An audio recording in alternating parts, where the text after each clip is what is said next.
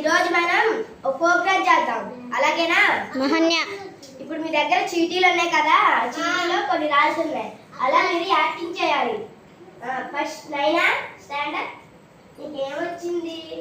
డాన్సా? Okay. ఏ పాట చేస్తావు? Okay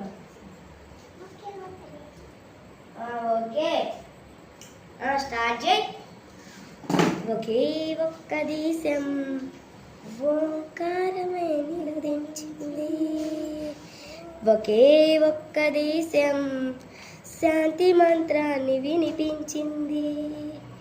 పరాయి భూతలు ఎగబడుతుంటే పరాలదే దోచుకు తింటే, ఆ ఒకే ఒక్క దేశం పౌరుషగారలు రగిలించింది. బోలాకారణ ఉసిగొలి బానిస సంఖ్యల బల్లున తెంచి జాని సాధించింది. స్వతంత్రాన్ని అందించింది.